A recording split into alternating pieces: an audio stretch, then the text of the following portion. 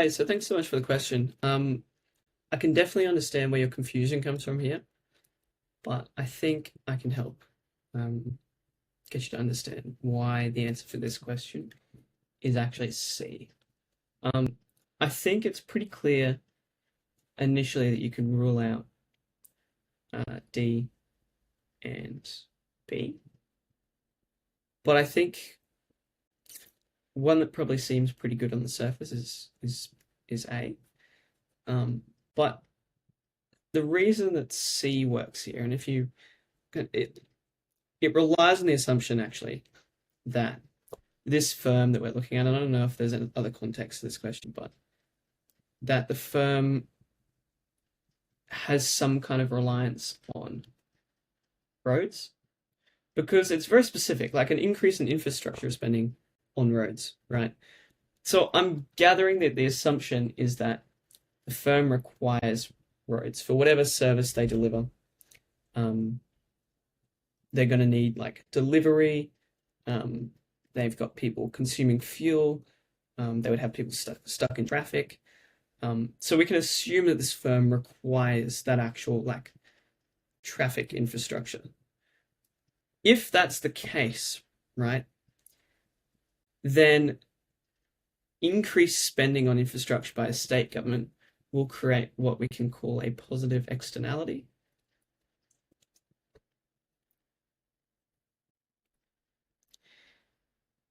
Meaning that it is an external force. So it's nothing about nothing the firm's doing. It's an external force, like a public improvement that actually benefits firms. So some of the things that increasing infrastructure spending might do is create faster delivery times. It could reduce fuel costs. It could, and those are two key ones, but you could also argue like, look, it would reduce maybe the, improve like the lifespan of vehicles and things like that. And when the firm's transportation costs decrease more broadly, it will actually infect their costs basically across the board, which is why we see this downshift in the long run average cost. Because these are infrastructural changes that affect the day-to-day service that this firm providing, which allows you to operate more efficiently with lower costs across the board, essentially. And the key with infrastructure is that it's an actual like permanent structural change, at least for the long term, right? Hence long run average.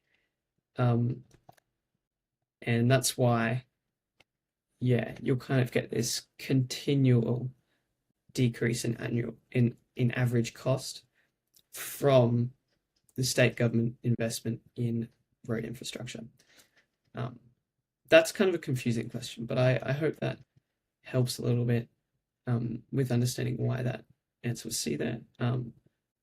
But if you want any elaboration on that, or you've still got any questions, feel free to just leave a comment and I can try and explain it in a different way, or look further into why it's not the other solutions, things like that.